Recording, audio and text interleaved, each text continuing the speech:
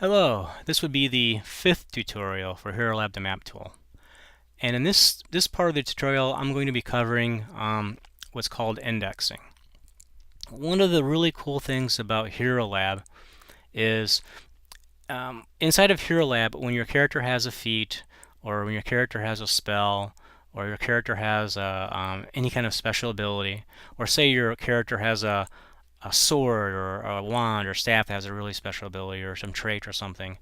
Not only does it have the trait, but it actually has the full text description of that feat, of that spell or trait or item or what have you.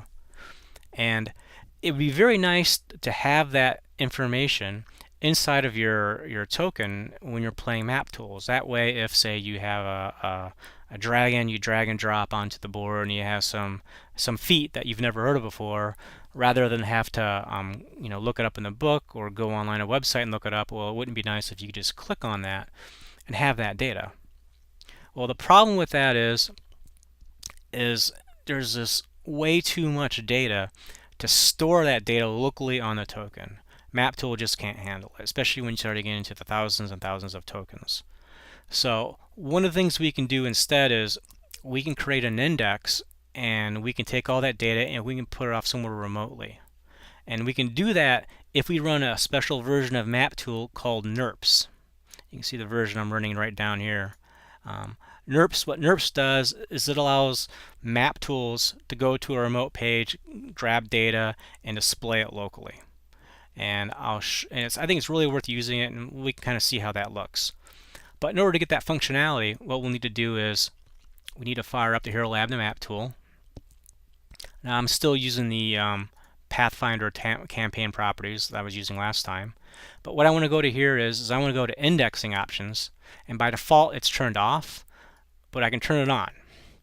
Now what this will do is it will populate links inside of the tokens, and the links will point to the proper feat HTML file, or if it's pointing to a character sheet, it'll point to a character sheet HTML file, or if it's trying to go to a spell, it'll point to the proper spell HTML file. And these files are all stored on the remote server. Like for example, my files are all stored on this right here. Now if I bring up a web page, I can show you what it looks like. So this is what it looks like. Like if I click on this, init attacks against you, default error, heal, whatever. So that's a feat or some special ability or something. They all have little unique hash names. And these are all the text data. Like here's a spell.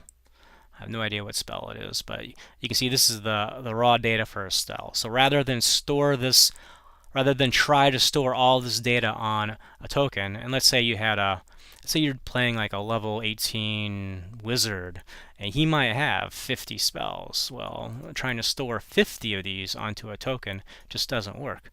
Well, with the NERPS version of MapTool, I can have that token actually go out and pull this data off the remote server. So that's the directory where this goes to. And what this does, when it creates all this, it will zip them all up into a zip file. And what you have to do is you have to take this zip file and copy it over to your server and unzip it, which is what I've already done. So let's go ahead and take a look at how that looks like. I'm going to go ahead and I'm going to process the files. So here's all my files. I'm going to go ahead and look at my directories. Under tokens, I've got nothing. I'm going to create all my tokens.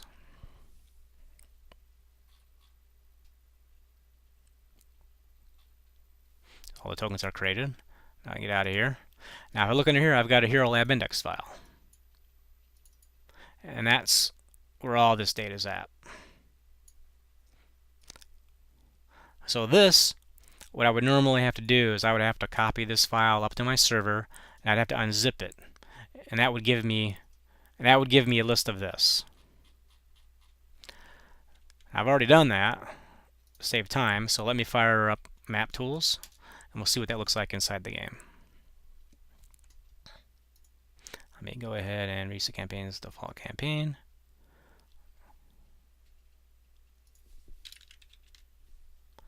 Let's go ahead and bring the character out. Oh, undead. Skeleton champion. Let's grab a dragon. Let's grab an adult red dragon. And let's grab a green dragon while we're at it. So one thing that's different is I now have a character sheet macro. So I click on that. I can see a full character sheet. And this is a character sheet that's actually built by Hero Lab. The save game file actually has a full HTML character sheet, and that's this full HTML character sheet, and it looks very nice. Here's a green dragon. Here's what the character sheet looks like for the green dragon. CR12, 19,000 XP. You see his AC 27, touch 8, flat-footed with all the little bonuses and all that. There's the abilities. It has short descriptions here for the abilities, but it also has, if I click on feats, here's all of his feats, and I have all the descriptions. Like, for example, let's say we're playing and I have no idea what flyby attack does, so I can click on flyby attack and it'll pop it up and it'll tell me. I have that for all of those. Let's say spells known. See, he has mirror image. I can click on that and I can see what mirror image does.